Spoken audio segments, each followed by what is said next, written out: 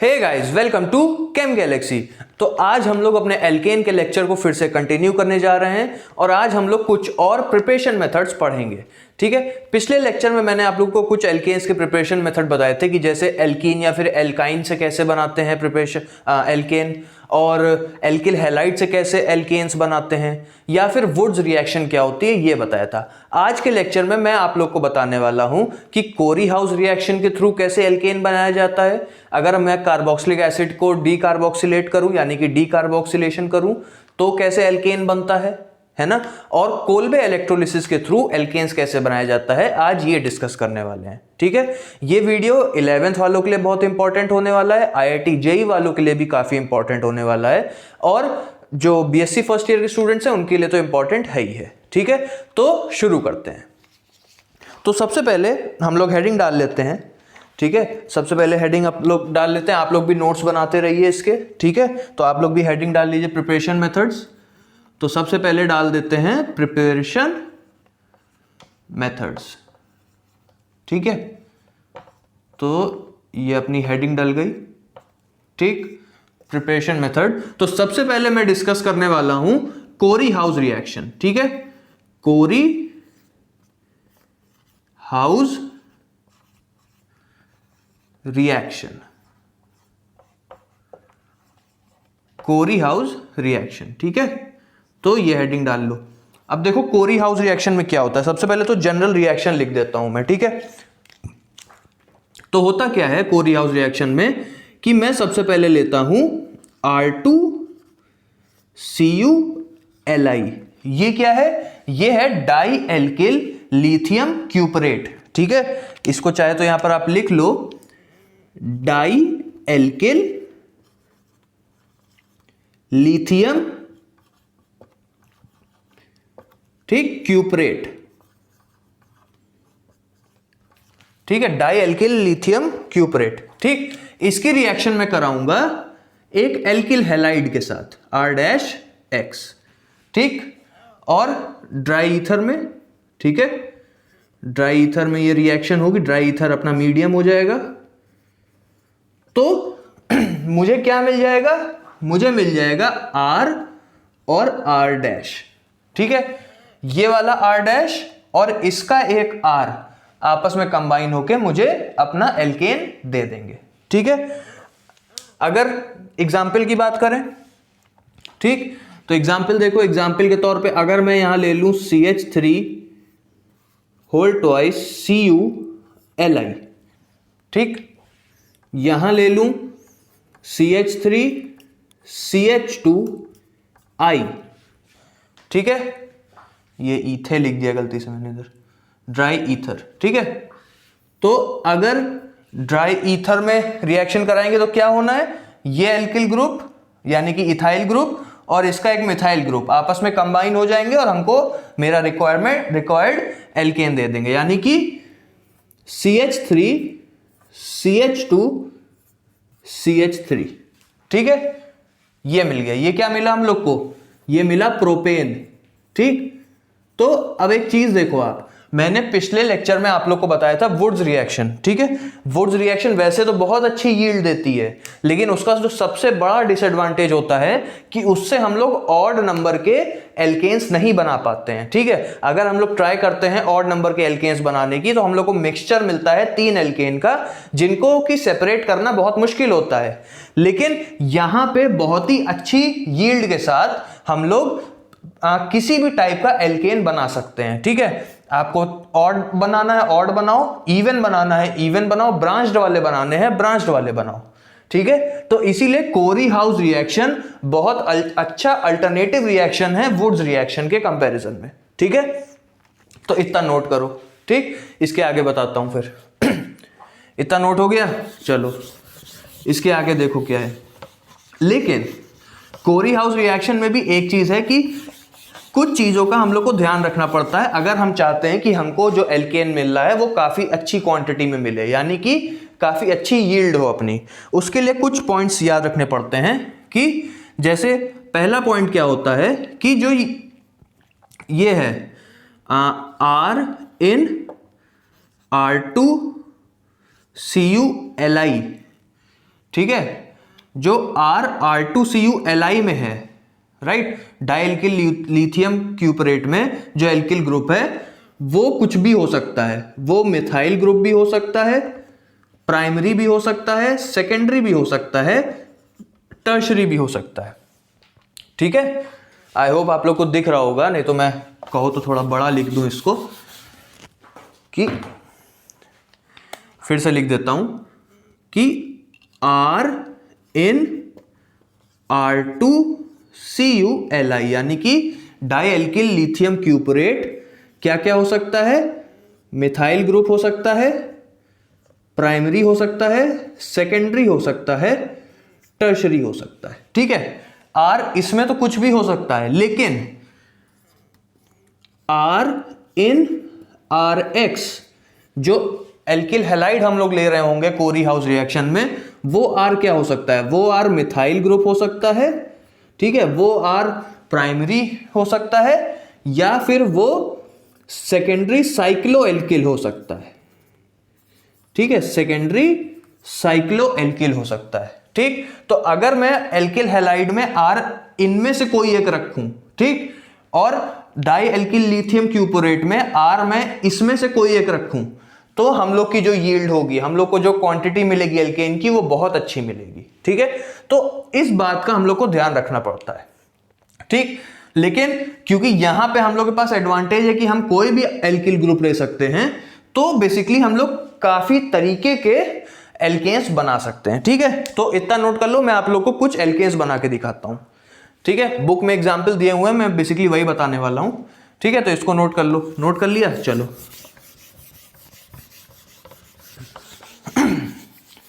जैसे कि पहला एग्जाम्पल जो है, ठीक है, पहला एग्जाम्पल है कि मान लो आपको दिया गया कि मिथाइल आयोडाइड से, ठीक, मिथाइल आयोडाइड से मुझे क्या बनाना है, पेंटेन बनाना है। ठीक, CH2 CH2 CH2 CH3। ठीक है, मिथाइल, या फिर रुको, एक चीज मैं भूल गया आप लोग को बताना। ठीक, एक चीज भूल गया, उसके बाद इसको नोट करो। एक चीज क्या भूल गया कि डाई एल्किल क्यूपरेट बनाते कैसे हैं। ठीक है, डाई एल्किल क्यूपरेट बनाया कैसे जाता है कि ये RX है, ठीक, एल्किल हैलाइड, इसको सबसे पहले लिथियम के साथ रिएक्ट कराते हैं ड्राई ईथर में। ठीक, ईथर में, ड्राई ईथर में लिथियम के साथ एल्किल हैलाइड को रिएक्ट कराया जाता है, तो मुझे यहां पर मिलता है RLi। ठीक है, अच्छा, इस RLi को हम लोग रिएक्ट कराते हैं, RLi को हम लोग रिएक्ट कराते हैं CuI के साथ। ठीक, RLi को हम लोग रिएक्ट कराते हैं CuI के साथ, तो हम लोग को यहां मिलता है R2CuLi। ठीक है, ये चीज याद रखना कि सबसे पहले एल्किल हैलाइड को हम लोग को लिथियम के साथ रिएक्ट कराना है, तो हम लोग को RLi मिलता है।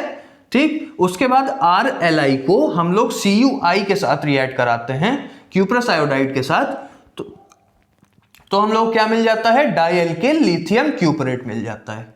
ठीक है, ये नोट कर लो। इसके बाद एग्जाम्पल बताता हूं आपको। ठीक है, क्योंकि जो क्वेश्चंस कराऊंगा उसमें इसका काम आना है, इसलिए। ठीक है, ये नोट हो गया, चलो अब आते हैं क्वेश्चंस पे। तो क्वेश्चन में सबसे पहले मैंने क्या बताया कि मिथाइल आयोडाइड मान लो आपको दिया हुआ है, और इससे हमको बनाना है pentane, CH2 CH2 CH2 CH3। ठीक है, तो देखो कैसे बनेगा। तो सबसे पहले मैं मिथाइल आयोडाइड को किस में कन्वर्ट करूंगा, डाई एल्किल लिथियम क्यूपरेट में। ठीक है, जो एल्किल हैलाइड हम लोग को गिवन होगा जिससे कन्वर्ट करना है, उसको हम लोग डाई एल्किल लिथियम क्यूपरेट में कन्वर्ट करेंगे। तो कैसे करना है, सबसे पहले इसकी रिएक्शन कराएंगे लिथियम के साथ, तो हमको क्या मिलेगा, CH3Li मिलेगा। इसके बाद इसकी मैं रिएक्शन कराऊंगा CuI के साथ। ठीक, तो क्या मिलेगा, CH3 होल ट्वाइस CuLi। ठीक है, ये मिल जाएगा हम लोग को।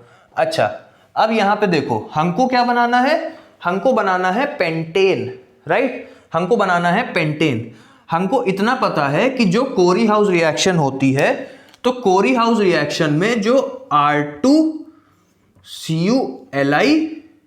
और R-X ये होता है, तो जब ये रिएक्ट करते हैं तो ये एक R और ये एक R कंबाइन हो जाते हैं और हमको प्रोडक्ट देते हैं एल्केन का। ठीक, इतना कंफर्म है कि एक R R2CuLi से मिलता है और एक R एल्किल हैलाइड से मिलता है, वो दोनों कंबाइन होकर हमको एल्केन देते हैं। इतना कंफर्म है। ठीक, यहां पे हमारा जो R2CuLi है उसमें मिथाइल ग्रुप है अपने पास। ठीक, हमको बनाना है पेंटेन, यानी कि जब हम लोग इसकी रिएक्शन एल्किल हैलाइड से कराएंगे तो एक कार्बन तो इधर से मिल जाएगा, 4 कार्बन और चाहिए, तो वो 4 कार्बन हम लोग जो दूसरा एल्किल हैलाइड लेंगे उसमें ले लें।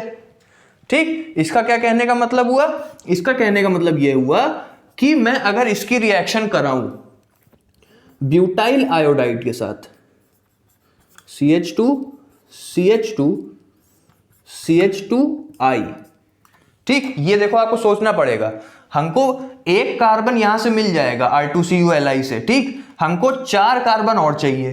ठीक, 4 कार्बन कहां से ले ले, जो एल्किल हैलाइड से रिएक्ट कराते हैं हम लोग, क्योंकि तो एल्किल हैलाइड का जो एल्किल ग्रुप है उसमें 4 कार्बन वाला ले ले। ठीक, तो ये और ये कंबाइन हो जाएंगे और हमको क्या प्रोडक्ट दे देंगे, हमको प्रोडक्ट दे देंगे ये पेंटेन। ठीक, हमको प्रोडक्ट क्या मिल जाएगा, पेंटेन। ठीक, मैंने अभी क्या बताया था कि एल्किल हैलाइड के जो एल्किल होने चाहिए वो या तो मिथाइल हो, या तो प्राइमरी हो, या तो सेकेंडरी साइक्लोएल्किल हो। तो देखो ये प्राइमरी है, ठीक, प्राइमरी चेन है, और जो R2CuLi का होता है वो प्राइमरी भी हो सकता है, सेकेंडरी टर्शरी भी, या फिर मिथाइल हो सकता है, तो मिथाइल है। तो दोनों कंडीशंस भी अपनी फुलफिल हो रही हैं, तो पेंटेन की जो यील्ड मिलेगी, जो क्वांटिटी हमको पेंटेन की मिलेगी वो भी काफी अच्छी मिलेगी। ठीक, तो मिथाइल आयोडाइड से पेंटेन कैसे बनाया, इसके जरिए बनाया। ठीक, इतना क्लियर हो गया। चलो इतना नोट करो, आगे देखते हैं फिर। ठीक है, चलो आगे देखते हैं।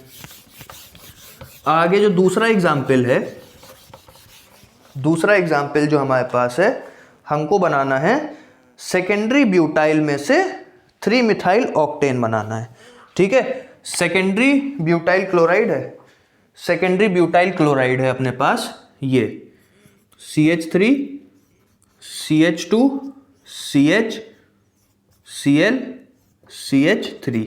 ठीक, ये हम लोग को गिवन है। इससे हम लोग को बनाना क्या है, इससे बनाना है 3 मिथाइल ऑक्टेन बनाना है, यानी कि CH3 CH2 CH, यहां CH3 3, ये 4, ये 5 6 7 और ये 8। ठीक, ये बनाना है। ठीक है, 3 मिथाइल ऑक्टेन बनाना है, किससे, सेकेंडरी ब्यूटाइल क्लोराइड से बनाना है। ठीक है, तो देखो कैसे बनेगा। तो सबसे पहले तो हम लोग को पता है हम लोग को क्या करना है, जो हम लोग को एल्किल हैलाइड गिवन होता है जिससे हम लोग को कन्वर्ट करना है, उसको हम लोग कन्वर्ट करते हैं डाई एल्किल लिथियम क्यूपरेट में। ठीक है, तो सबसे पहले तो इसको कन्वर्ट कर लिया जाए। ठीक, तो इसको कन्वर्ट कैसे करेंगे, इतना मैं रब कर देता हूं, ये नोट कर लिया आपने, चलो इतना रब कर देता हूं, इसी में लिख दूंगा। ठीक, तो सबसे पहले इसकी रिएक्शन कराएंगे लिथियम के साथ। ठीक है, जब लिथियम के साथ रिएक्शन कराओगे तो क्या होगा, लिथियम के साथ रिएक्शन कराओगे तो CH3, देखो RX को जब लिथियम के साथ कराते हैं तो RLi बनता है। ठीक है, X निकल के उसकी जगह पर Li लग जाता है, यहां पे X क्या है, क्लोरीन है, उसकी जगह पे Li लग जाएगा, तो CH3 CH2 CH CH3 Li। ठीक है, इतना समझ में आया। जो RX को जब लिथियम के साथ रिएक्ट कराते हैं,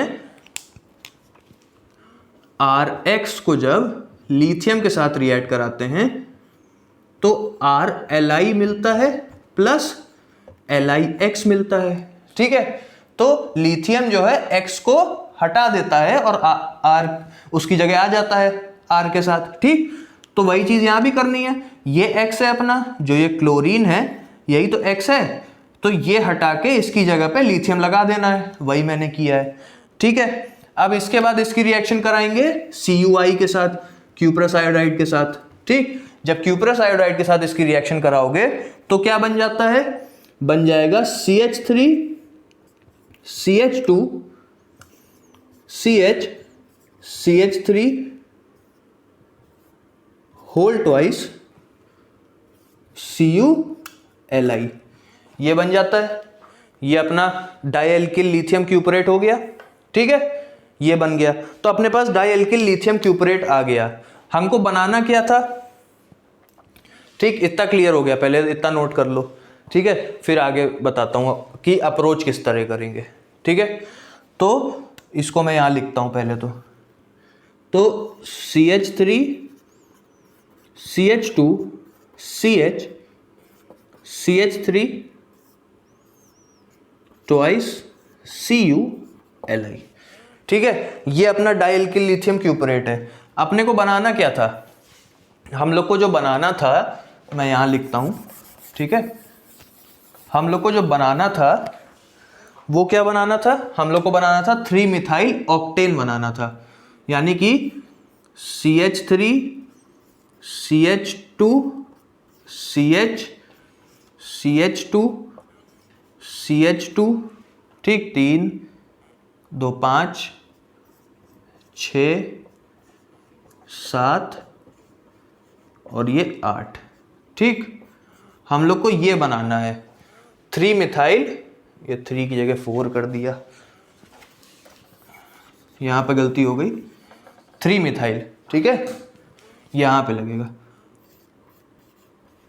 ठीक, हम लोग को ये बनाना है 3 मिथाइल ऑक्टेन बनाना है। अच्छा, अब देखो ये बात तो क्लियर है कि R डाइएल्किल लिथियम का, ठीक है, कोरी हाउस में एक R डाइएल्किल लिथियम क्यूपरेट से और एक R एल्किल हैलाइड से कंबाइन होते हैं, एल्केन देते हैं। ठीक, अच्छा, अगर इसको, जो हम लोग का ये डाइएल्किल लिथियम क्यूपरेट बना है, इसके एल्किल ग्रुप को इससे जो बनाना है उससे मैं कंपेयर करूं तो देखो, जो स्टार्टिंग का ये पार्ट है वो अपने पास है, जो स्टार्टिंग का इतना पार्ट है, स्टार्टिंग का जो ये पार्ट है, ये वाला, इधर वाला, ठीक, वो अपने पास यहां पे है पहले से। हम लोग को और क्या ऐड करना है, हम लोग को ऐड और करना है ये। ठीक, तो अगर मैं इतना पोर्शन एल्किल हैलाइड वाले में दे दूं तो अपना प्रोडक्ट बन जाएगा। यानी कि अगर मैं इसकी रिएक्शन कराऊं किसके साथ, ये क्या है, पेंटाइल आयोडाइड या पेंटाइल क्लोराइड के साथ रिएक्शन कराऊं, ठीक, CH3 CH2 CH2 CH2 CH2Cl। ठीक, अगर मैं इसके साथ इसकी रिएक्शन कर रहा हूं, क्यों, क्योंकि देखो अगर जो बनाना है उससे मैं डाइएल्किल लिथियम क्यूपरेट को कंपेयर करूं तो इतना पोर्शन अपने पास ऑलरेडी है। ठीक, 3 मिथाइल ऑक्टेन का इतना पोर्शन अपने पास पहले से इसमें है, ये आके एल्किल हैलाइड के एल्किल ग्रुप से जुड़ेगा। ठीक है, तो इतना पोर्शन अपने पास पहले से है, इतना पोर्शन नहीं है ये अंडरलाइंड वाला, तो उतना पोर्शन मैंने एल्किल हैलाइड में दे दिया। ठीक, एल्किल हैलाइड में प्राइमरी रख सकते हैं हम लोग अच्छी यील्ड के लिए, प्राइमरी या फिर मिथाइल ग्रुप, है ना, तो प्राइमरी दिया हुआ है मैंने। ठीक, तो जब मैं इसकी रिएक्शन कराऊंगा तो अपने को ये प्रोडक्ट मिल जाएगा। ठीक, क्या मिल जाएगा, 3 मिथाइल ऑक्टेन मिल जाएगा। ठीक, जब इसकी और इसकी रिएक्शन कराएंगे तो हम लोग को ये 3 मिथाइल ऑक्टेन मिल जाएगा। ठीक है, समझ में आया किस तरह अप्रोच करना है कोरी हाउस रिएक्शन में। जो बनाना है उससे डाइएल्किल लिथियम क्यूपरेट के एल्किल ग्रुप को कंपेयर करो, ये पोर्शन अपने पास पहले से इधर है। ठीक है, और इतना पोर्शन हम लोग को और चाहिए तो उतना पोर्शन हम लोग ने एल्किल हैलाइड में डाल दिया और हम लोग को 3 मिथाइल ऑक्टेन मिल गया। ठीक है, तो अप्रोच कोरी हाउस की आई होप आप लोग को समझ में आ गई। ठीक है, तो ये था पूरा कोरी हाउस के बारे में। ठीक है, तो इतना नोट कर लो। आगे अब इसके बाद हम लोग पढ़ेंगे D carboxylation of carboxylic acid. ठीक है, तो इतना नोट हो गया, इसको रब कर देते हैं।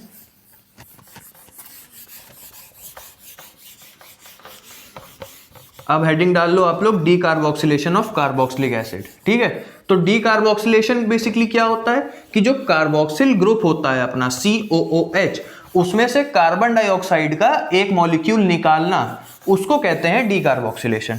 ठीक है, समझ में आई बात कि जो कार्बोक्सिलिक ग्रुप होता है COOH है ना, उसमें से एक कार्बन डाइऑक्साइड मॉलिक्यूल निकालना, ये COOH होता है अपना ये। ठीक, तो इसमें से एक कार्बन डाइऑक्साइड अगर मैं निकाल दूं, ठीक, हीटिंग के जरिए या जैसे भी रिएक्शन के जरिए, तो अगर एक कार्बन डाइऑक्साइड में निकाल दूं तो क्या कहते हैं, इस प्रोसेस को कहा जाता है डी कार्बोक्सिलेशन। ठीक है, तो आई होप इतना समझ में आया। तो हेडिंग डाल लो, हेडिंग डाल लो, decarboxylation of carboxylic acid. ठीक है, decarboxylation of carboxylic acid. ठीक, ये हो गई हेडिंग अपनी। अच्छा, अब decarboxylation of carboxylic acid में हम लोग लेते हैं usually sodium salt of carboxylic acid. ठीक है, तो सोडियम सॉल्ट किस तरह दिखता है, RCOONA। ठीक है, RCOONA। ठीक, इसकी रिएक्शन किससे कराएंगे, इसकी रिएक्शन कराएंगे सोडा लाइम के साथ। सोडा लाइम क्या है, मिक्सचर होता है। सोडा लाइम क्या होता है, मिक्सचर होता है। यहां पे आप लिख लो सोडा लाइम। ठीक, सोडा लाइम क्या होता है, अरे यार क्या लिख दिया, एक मिनट। ठीक है, तो सोडा लाइम क्या होता है,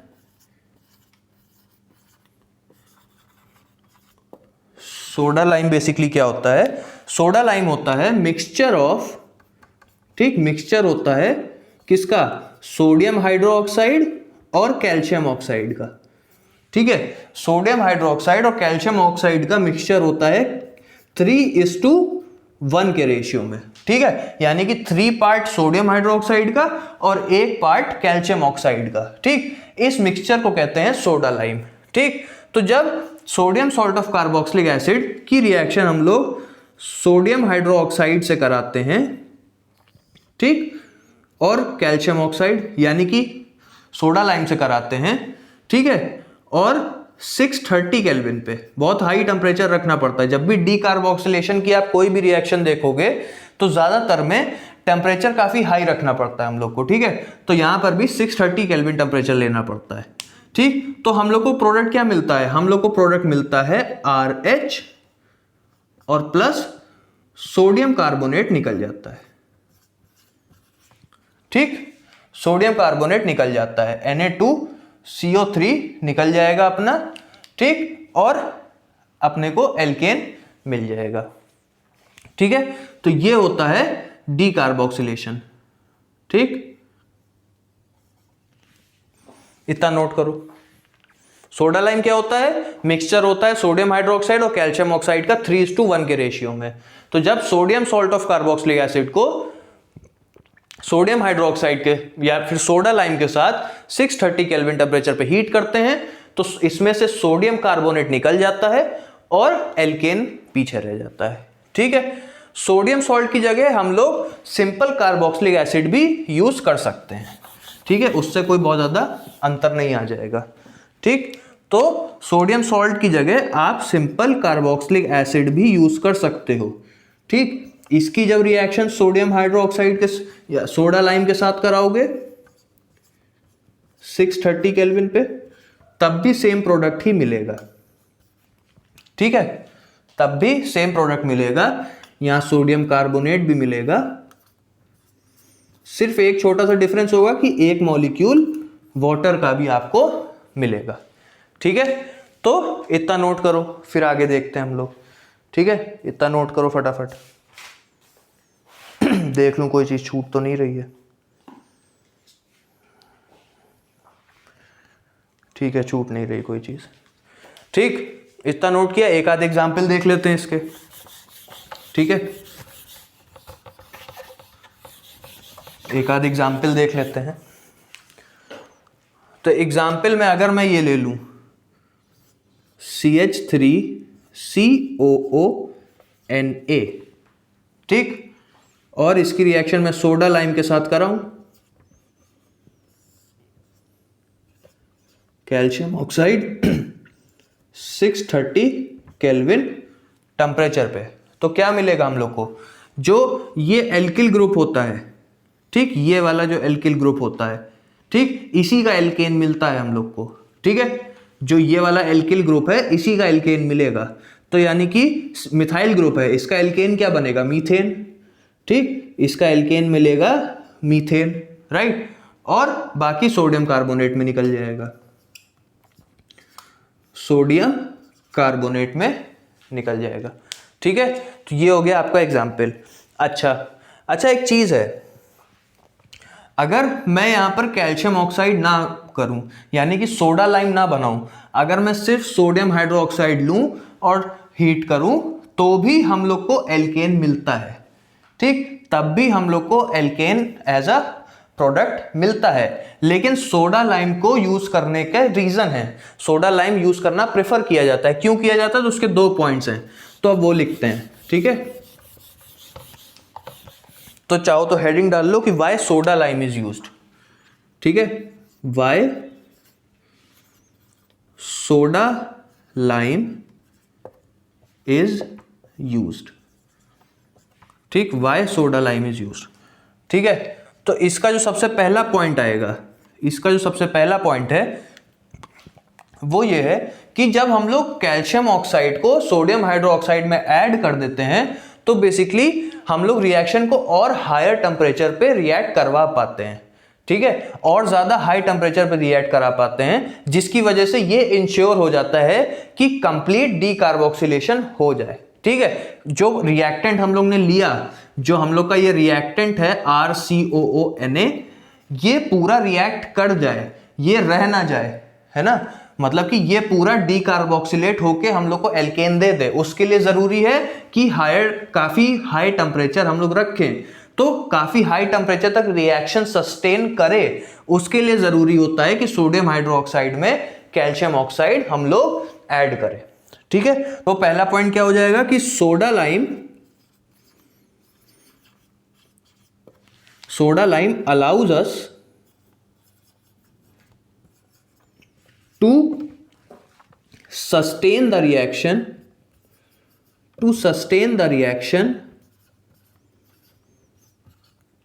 at higher temperatures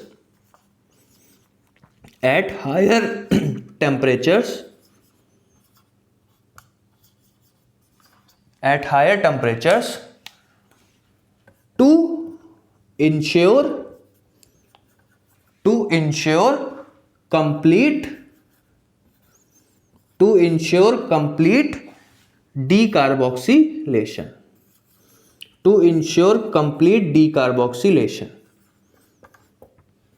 ठीक, पहला पॉइंट तो ये हो गया कि soda lime allows us to sustain the reaction at higher temperatures to ensure complete decarboxylation. ठीक है, पहला पॉइंट ये हो गया आपका, इसको नोट कर लो। ठीक है, नोट कर लिया, चलो। अच्छा, दूसरा रीजन क्या है कैल्शियम ऑक्साइड यूज करने का, कि जो सोडा लाइम में कैल्शियम ऑक्साइड होना इसलिए जरूरी है क्योंकि वो पूरे मिक्सचर को ड्राई रखता है। ठीक है, क्योंकि जो सोडियम हाइड्रोक्साइड होता है वो हाइग्रोस्कोपिक होता है नेचर में। हाइग्रोस्कोपिक का मतलब कि वो जो एनवायरनमेंट है उससे मॉइस्चर खींचता है अपनी तरफ। ठीक, तो कैल्शियम ऑक्साइड पूरे मिक्सचर को, सोडा लाइम के मिक्सचर को ड्राई रखने में मदद करता है, ताकि रिएक्शन आराम से हो सके और वाटर की वजह से कोई साइड रिएक्शन ना शुरू हो जाए। ठीक है, तो दूसरा पॉइंट क्या हो गया अपना? दूसरा पॉइंट ये हो गया कि कैल्शियम ऑक्साइड, ठीक, calcium oxide keeps soda lime dry as NaOH or sodium hydroxide is hygroscopic ठीक, हाइग्रोस्कोपिक इन नेचर। ठीक, हाइग्रोस्कोपिक इन नेचर। तो हाइग्रोस्कोपिक का क्या मतलब हुआ कि एनवायरनमेंट से मॉइस्चर खींचता है अपनी तरफ। ठीक है, तो कैल्शियम ऑक्साइड पूरे सोडा लाइम के मिक्सचर को ड्राई रखने में मदद करता है, तो रिएक्शन भी आराम से हो जाती है, कोई साइड रिएक्शन ना हो, इस चीज का ध्यान रखते हैं। ठीक है, तो ये हो गए कुछ पॉइंट्स। ठीक, अब आ जाओ लिमिटेशन पे कि डीकार्बोक्सिलेशन ऑफ कार्बोक्सिलिक एसिड की लिमिटेशन क्या है। ठीक, तो डीकार्बोक्सिलेशन की जो लिमिटेशन है वो जो लिमिटेशन है डीकार्बोक्सिलेशन की वो ये है कि ये सिर्फ मीथेन की ही यील्ड अच्छी दे पाता है। ठीक है, यानी कि जो अगर हम लोग ये वाली रिएक्शन कराएं CH3 COONA, ठीक, सोडियम एसीटेट। ठीक, अगर हम लोग सोडियम एसीटेट का डीकार्बोक्सिलेशन कराएं तो सिर्फ यही अच्छी मात्रा में हम लोग को मीथेन दे पाता है, और कोई अगर सोडियम सॉल्ट ले हम लोग कार्बोक्सिलिक एसिड का तो वो काफी सारे क्या कहते हैं साइड प्रोडक्ट्स देना शुरू कर देता है। ठीक है, तो ये हो गया हम लोग की लिमिटेशन। तो अगर इसकी हम लोग रिएक्शन कराएं सोडियम एसीटेट की, ठीक, कैल्शियम ऑक्साइड और 630 केल्विन टेम्परेचर पे, तो ये हम लोग को मीथेन की अच्छी यील्ड देता है। ठीक, और सोडियम कार्बोनेट,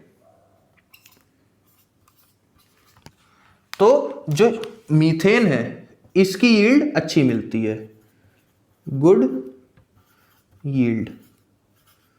ठीक, लेकिन और कोई रिएक्शन अगर मैं लूं, ठीक है, अगर मैं कोई और रिएक्टेंट लूं, जैसे कि अगर मैं ये ले लूं, ठीक, और इसकी रिएक्शन कराऊं सोडियम हाइड्रोक्साइड, कैल्शियम ऑक्साइड और 630 केल्विन टेम्परेचर। ठीक है, तो काफी सारे प्रोडक्ट्स हम लोग को और भी मिलते हैं। एक तो जो प्रोडक्ट मिलता है इथेन, वो तो मिलेगा ही। ठीक, इथेन भी मिल जाता है, मीथेन भी मिल जाता है, ठीक है, हाइड्रोजन भी मिलेगा, और प्लस अनसैचुरेटेड हाइड्रोकार्बन्स भी मिलते हैं। ठीक, अनसैचुरेटेड हाइड्रोकार्बन्स। ठीक है, तो इतने सारे जो मिक्सचर मिलते हैं जिनको सेपरेट करना भी बड़ा मुश्किल है, तो इसलिए इस रिएक्शन का कोई मतलब नहीं रह जाता है। ठीक, तो डीकार्बोक्सिलेशन ऑफ कार्बोक्सिलिक एसिड सिर्फ मीथेन बनाने के लिए अच्छी है, जो कि इस रिएक्टेंट के थ्रू बनेगी, सोडियम एसीटेट के थ्रू, और कोई सोडियम सॉल्ट लें अगर, तो रिएक्शन फेल हो जाती है, किसी बहुत ज्यादा प्रैक्टिकल यूज की नहीं रह जाती है। ठीक है, तो ये इसका लिमिटेशन हो गया। ठीक, तो इतना नोट कर लो, फिर आगे देखा जाए। आगे फिर आती है कोल्बे इलेक्ट्रोलिसिस। ठीक है, चलो इतना हो गया। ठीक, इसको रब कर देते हैं और आगे देखते हैं।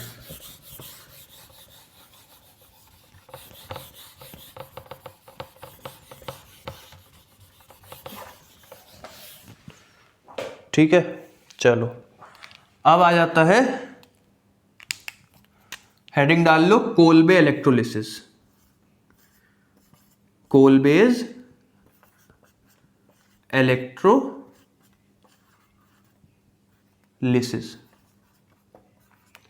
ठीक, कोल्बेज इलेक्ट्रोलिसिस।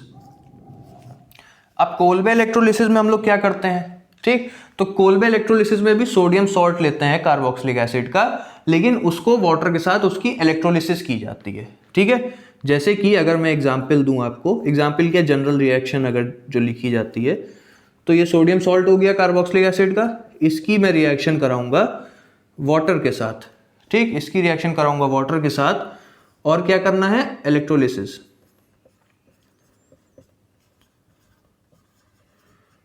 इलेक्ट्रोलिसिस तो होगा क्या, यहां दो मॉलिक्यूल यूजुअली लिए जाते हैं, तो R और R जुड़ जाता है। ठीक है, इसके दो एल्किल ग्रुप आपस में जुड़ जाते हैं। ठीक, एक हम लोग को कार्बन डाइऑक्साइड मिल जाती है। ठीक, एक हम लोग को NaOH मिल जाता है। ठीक है, समझ में आई बात, और एक हम लोग को हाइड्रोजन गैस मिल जाती है।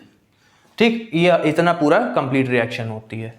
ठीक है, तो sodium salt of carboxylic acid को जब हम लोग वाटर के साथ इलेक्ट्रोलिसिस करते हैं तो ये बेसिकली पूरी रिएक्शन होती है और एल्केन हम लोग को मिलता है जिसकी क्वांटिटी काफी ज्यादा होती है, तो इसकी यील्ड भी काफी अच्छी होती है। ठीक है, तो इतना नोट करो।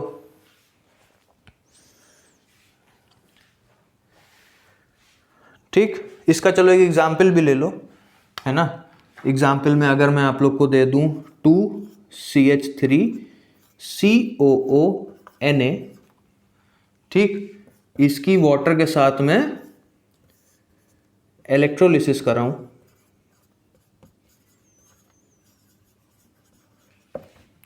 ठीक, तो क्या मिलेगा, ये दो मिथाइल ग्रुप आपस में कंबाइन हो जाएंगे और हम लोग को ईथेन दे देंगे। ठीक, एक कार्बन डाइऑक्साइड निकलेगा, एक हाइड्रोजन गैस निकलेगी और सोडियम हाइड्रोक्साइड बनेगा। ठीक है, ये हो जाएगी कंप्लीट रिएक्शन अपनी। ठीक है, ये हो जाएगी कंप्लीट रिएक्शन। तो इतना नोट कर लो, इसके बाद इसकी मैकेनिज्म पे आते हैं। ठीक, चलो इतना नोट हो गया।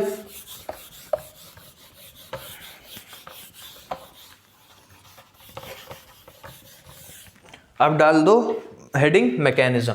ठीक है, इसकी मैकेनिज्म देख लेते हैं। ठीक, तो बेसिकली क्योंकि इलेक्ट्रोलिसिस हो रहा है तो रिएक्शन दो जगह होगी, एक एनोड पे होगी और एक कैथोड पे होगी। ठीक है, तो मैकेनिज्म भी उसी तरह लिखी जाती है, एट एनोड और एट कैथोड। ठीक है, एट एनोड सबसे पहले देखते हैं, फिर देखेंगे एट कैथोड। अच्छा, एनोड पे क्या होता है, कभी भी एनोड कैथोड को आप लोग प्लस माइनस से मत याद रखिएगा। ठीक है, क्योंकि जब आप इलेक्ट्रोकेमिस्ट्री पढ़ेंगे तो वहां पे ये चीजें वेरी भी कर जाती हैं। ठीक है, तो एनोड बेसिकली जो सही तरीका है एनोड कैथोड याद करने का, वो तरीका ये है कि जो एनोड होता है, ठीक, एनोड जो होता है इस पे हमेशा ऑक्सीडेशन हो रहा होता है, एनोड पे हमेशा ऑक्सीडेशन हो रहा होता है, और कैथोड पे, ठीक, कैथोड पे हमेशा रिडक्शन होएगा।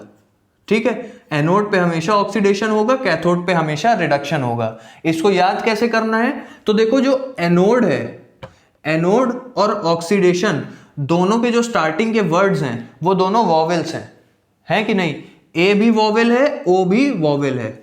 ठीक है, तो इस तरह याद रख सकते हो कि, ठीक, कि दोनों वॉवेल्स वाले वर्ड एक साथ होंगे, यानी कि एनोड और ऑक्सीडेशन एक साथ हो गया, दोनों कॉन्सोनेंट वाले वर्ड एक साथ होंगे, यानी कि कैथोड और रिडक्शन एक साथ हो गया। ठीक, तो इस तरह आप लोग याद रख सकते हो। तो हमेशा याद रखना, एनोड पे ऑक्सीडेशन होता है, कैथोड पे रिडक्शन होता है। ठीक, तो एनोड पे यहां पे होगा ऑक्सीडेशन। ऑक्सीडेशन किसका होता है, तो देखो अभी मैंने आप लोग को जो रिएक्शन लिखवाई उसमें क्या है, देखो ये बिलीव किया जाता है कि रिएक्शन इस तरीके से होती है। किस तरीके से, कि जो दो अपने सोडियम सॉल्ट हैं, दो मॉलिक्यूल, ठीक, वो आपस में टूट जाते हैं कुछ इस तरीके से। किस तरीके से, 2CH3COO माइनस, ठीक, प्लस 2Na+, ठीक, वो कुछ इस तरीके से टूट जाते हैं। और जो वाटर मॉलिक्यूल है, ठीक है, जो वाटर है वो कुछ टूट जाता है इस तरीके से, 2H+, 2OH minus plus 2H+, ठीक है, वो कुछ टूट जाता है इस तरीके से।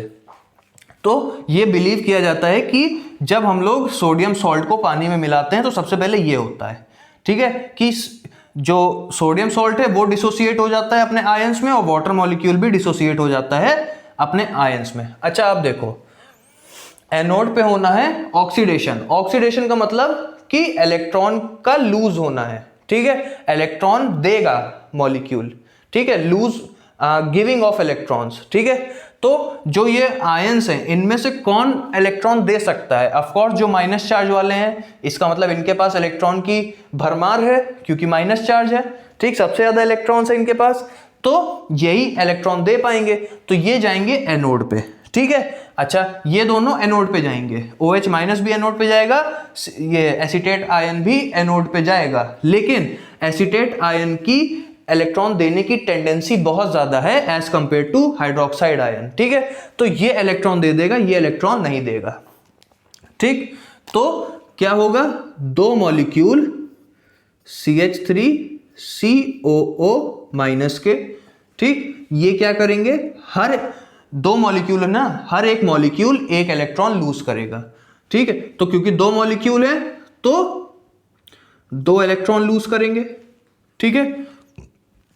दो इलेक्ट्रॉन लूज करेंगे मतलब हर एक मॉलिक्यूल एक इलेक्ट्रॉन लूज करेगा, तो बन क्या जाएगा, बन जाएगा 2CH3COO फ्री रेडिकल, ठीक है, ये बन जाएगा, ठीक। इसको थोड़ा सा खैर दिख तो रहा है आप लोग को, है ना।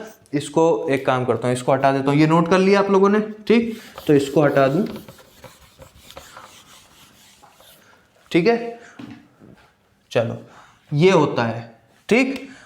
और अब इसके आगे क्या होगा, देखो जो CH3, हाँ, C double bond O free radical, ये है, ठीक है। इस एक मॉलिक्यूल ने एक इलेक्ट्रॉन दिया, दो थे तो दो इलेक्ट्रॉन देके दो मॉलिक्यूल ये बने, तो उसका एक मॉलिक्यूल मैं इस तरह रिप्रेजेंट कर रहा हूं, ठीक है। ये बहुत ज्यादा अनस्टेबल है, तो अब ये क्या करेगा, ये बहुत ज्यादा अनस्टेबल है, तो ये क्या करेगा, ये फ्री रेडिकली ऐसे टूट जाएगा, ठीक, फ्री रेडिकली ऐसे टूट जाएगा। यहां चाहूं तो मैं दो लिख दूं क्योंकि दोनों मॉलिक्यूल यही काम करेंगे, ठीक। तो ये फ्री रेडिकली ऐसे टूट जाएगा, तो जब ये फ्री रेडिकली ऐसे टूट जाएगा तो हम लोग को मिलेगा दो मिथाइल फ्री रेडिकल, ठीक, दो मिथाइल फ्री रेडिकल मिलेंगे। और यहां पे देखो एक कार्बन पे एक इलेक्ट्रॉन आएगा क्योंकि होमोलिटिक फिजन की वजह से, और यहां पे ऑक्सीजन के पास एक इलेक्ट्रॉन है ही है पहले से, तो ये दोनों बॉन्ड बना लेंगे, ठीक है। यहां पे होमोलिटिक फिजन हुआ तो कार्बन पे एक डॉट आएगा, ठीक, मतलब एक इलेक्ट्रॉन आया, ठीक, ये इलेक्ट्रॉन और ये इलेक्ट्रॉन ऑक्सीजन का आपस में बॉन्ड बना लेंगे, तो ये क्या बन जाएगा, ये बन जाएगा कार्बन डाइऑक्साइड, ठीक। तो दो मॉलिक्यूल कार्बन डाइऑक्साइड के बनेंगे, ठीक। अच्छा, दो मिथाइल ग्रुप फ्री रेडिकल हैं, ये आपस में कंबाइन हो जाएंगे और हम लोग को इथेन दे देंगे, ठीक, ठीक है, इतना समझ में आया। तो ये बेसिकली होता है एनोड पे, क्या होता है कि एसीटेट आयन दो इलेक्ट्रॉन अपने लूज करेगा, ये बनाएगा एसीटेट रेडिकल, ठीक। एसीटेट रेडिकल फिर होमोलिटिक फिजन में जाएगा, होमोलिटिक फिजन में जाने के बाद ये दो मिथाइल फ्री रेडिकल बनाएगा और दो कार्बन डाइऑक्साइड बनाएगा, ये दो मिथाइल फ्री रेडिकल फिर आपस में कंबाइन होकर इथेन दे देंगे, ठीक। इतना होता है एनोड पे, इतना नोट करो, फिर बताता हूं कि कैथोड पे क्या होता है, ठीक है। नोट हो गया, चलो अब देखो कैथोड पे क्या होता है, ठीक। देखो कैथोड पे डालो हेडिंग एट कैथोड, ठीक। देखो कैथोड पे क्या होता है, तो कैथोड पे कौन कौन पहुंचेगा, ठीक। कैथोड का मतलब जहां रिडक्शन होना, रिडक्शन का मतलब इलेक्ट्रॉन गेन करेगा, इलेक्ट्रॉन लेगा। एनोड पे एसीटेट आयन ने दो इलेक्ट्रॉन दिए थे, वो जाएंगे कैथोड पे, ठीक है, वो जाएंगे कैथोड पे। कैथोड पे कौन कौन आएगा, कैथोड पे आएगा H+ और Na+, ठीक। कैथोड पे आएगा H+ और Na+, ठीक। H+ की इलेक्ट्रॉन लेने की टेंडेंसी काफी ज्यादा है एज कंपेयर टू Na+। ऐसा क्यों है, ऐसा इसलिए है, इसके पास 0 इलेक्ट्रॉन्स हैं, ठीक है, इसके पास 10 इलेक्ट्रॉन्स हैं, ठीक। ये देखो ये नोबल गैस की कॉन्फ़िगरेशन है, ये नियॉन की कॉन्फ़िगरेशन में है, सोडियम ने एक इलेक्ट्रॉन दे दिया अपना, ये नियॉन की इलेक्ट्रॉनिक कॉन्फ़िगरेशन में आ गया, ठीक। तो ये H+ की तुलना में स्टेबल हो गया, ठीक। ये Na+ H+ की तुलना में स्टेबल है, ठीक है, इसीलिए H+ की इलेक्ट्रॉन लेने की टेंडेंसी ज्यादा है as compare to sodium plus, ठीक है। इतना समझ में आया, चलो तो क्या होगा, H+ जो है इलेक्ट्रॉन लेगा किस तरीके से कि 2H+, ठीक है, और दो इलेक्ट्रॉन आए थे तो दो इलेक्ट्रॉन यहां पे ये गेन करेगा, ठीक। तो एक H+ एक इलेक्ट्रॉन गेन करेगा, दूसरा H+ भी एक इलेक्ट्रॉन गेन करेगा, तो क्या बना लेंगे, 2H फ्री रेडिकल बना लेंगे, ठीक है। ये दोनों H फ्री रेडिकल क्या होंगे, आपस में कंबाइन होके हाइड्रोजन गैस दे देंगे, ठीक है। ये दोनों H फ्री रेडिकल आपस में कंबाइन होके हाइड्रोजन गैस दे देंगे।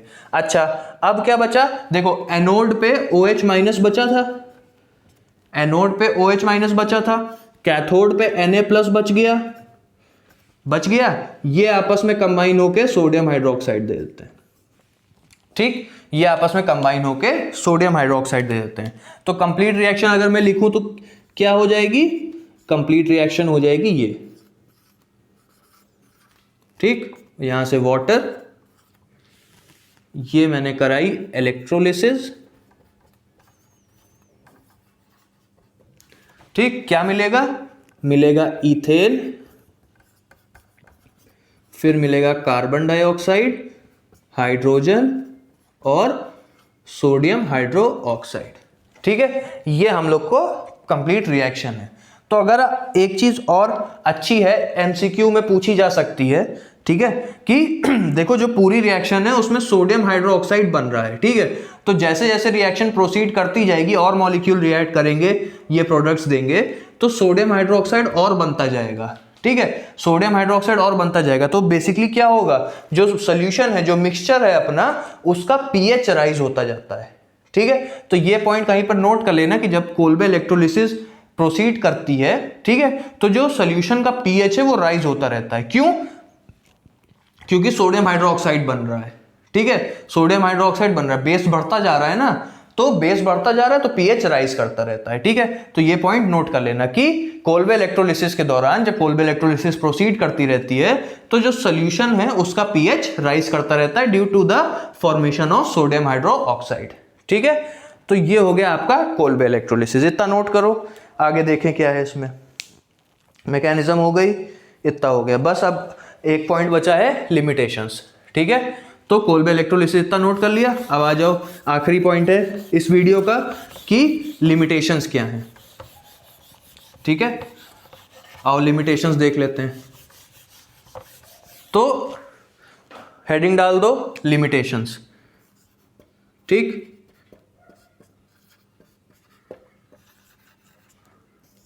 तो लिमिटेशन में सबसे पहली लिमिटेशन ये है कि क्या कहते हैं, कोल्बे इलेक्ट्रोलिसिस सिर्फ even number of carbon atoms बनाने के लिए ही यूज करी जा सकती है, या फिर ये कह सकते हो कि सिमेट्रिकल एल्केन बनाने के लिए ही यूज करी जा सकती है। ठीक है, उसी तरह जिस तरह वुड्स में होता है। ठीक है, अगर मिक्सचर लेने की कोशिश करोगे तो बहुत ज्यादा मिक्सचर ऑफ कंपाउंड्स मिल जाएंगे। कहने का मतलब ये है कि यहां पे मैंने RCOO Na लिया है, ये लिया था, तो यहां पर दो मॉलिक्यूल मैंने दिखाए थे। अगर मैं दूसरा मॉलिक्यूल कुछ इस तरीके का ले लूंगा, COONA, है ना, तो एक R है और एक R' है, तो अगर इसकी मैं इलेक्ट्रोलिसिस कराना चाहूंगा तो जो मुझे कंपाउंड्स मिलेंगे वो मुझे मिलेंगे ये। ठीक, RR plus R' plus R और R'। ठीक है, ये तीन तरीके के एल्केन्स का मुझे मिक्सचर मिल जाएगा अगर मैं मिक्सचर ऑफ सोडियम सॉल्ट्स की इलेक्ट्रोलिसिस, कोल्बे इलेक्ट्रोलिसिस कराना चाहूंगा। ठीक है, तो ये मिक्सचर मिल जाता है जिसको सेपरेट करना मुश्किल हो जाता है, इसीलिए ये प्रैक्टिकल यूज की चीज नहीं रह जाती है। ठीक है, तो इसीलिए पहली लिमिटेशन कोल्बे इलेक्ट्रोलिसिस की क्या है कि सिर्फ सिमेट्रिकल एल्केन्स यहां पर बनाए जा सकते हैं, अनसिमेट्रिकल एल्केन्स नहीं बनाए जा सकते हैं। कहने का मतलब कि जो सोडियम सॉल्ट लेंगे वो एक ही टाइप के एल्किल ग्रुप का होना चाहिए, जो R होगा वो एक ही तरीके का होना चाहिए, मिक्सचर नहीं होने चाहिए, नहीं तो प्रोडक्ट में काफी ज्यादा मिक्सचर ऑफ प्रोडक्ट्स मिलते हैं। ठीक है, तो पहला पॉइंट क्या है, only symmetrical alkanes, only symmetrical alkanes can be made. ठीक, only symmetrical alkanes can be made, और यहां पर मैं लिख देता हूं सिमेट्रिकल एल्केन किस टाइप के, R और R। ठीक है, दोनों एल्किल ग्रुप सेम होने चाहिए। दूसरा जो लिमिटेशन है, दूसरी लिमिटेशन ये है कि CH4 can not be prepared. ठीक, मीथेन इससे नहीं बना सकते हो, जैसे कि आप लोग ने देखा ही। ठीक, क्योंकि जैसे हम लोग इसकी अगर कोल्बे इलेक्ट्रोलिसिस करा रहे हैं तो ये R और एक और मॉलिक्यूल का R आपस में कंबाइन हो जाते हैं प्रोडक्ट देने के लिए। ठीक है, तो इसीलिए CH4 बनाने का कोई चांस बनता ही नहीं है, क्योंकि दो R आपस में कंबाइन होते हैं। सबसे छोटा भी लोगे तो भी सबसे छोटे से छोटा एल्केन जो कोल्बे इलेक्ट्रोलिसिस से बना पाओगे वो होगा ईथेन। ठीक है, मीथेन आप कोल्बे इलेक्ट्रोलिसिस के थ्रू नहीं बना सकते। ठीक, तो ये तो हो गई सारी बातें कोल्बे इलेक्ट्रोलिसिस की। तो इसी के साथ प्रिपरेशन मेथड्स ऑफ एल्केन्स खत्म होता है। ठीक है, आई होप आप लोग को इतनी बातें समझ में आई, और अगर आप लोग को वीडियो पसंद आया तो लाइक करिएगा, चैनल को सब्सक्राइब करिए, और कोई भी क्वेरीज हो तो मुझसे कमेंट में पूछिए, या फिर फेसबुक पे मेरा ग्रुप है डीप ऑर्गेनिक केमिस्ट्री, आप उसको ज्वाइन कर सकते हैं, लिंक डिस्क्रिप्शन में है। ठीक है, और वहां मुझसे क्वेश्चन पूछ सकते हैं, मैं हर क्वेश्चन का आप लोग को जवाब दूंगा। ठीक है, तो अब मिलते हैं अगले वीडियो में, तब तक के लिए शुक्रिया।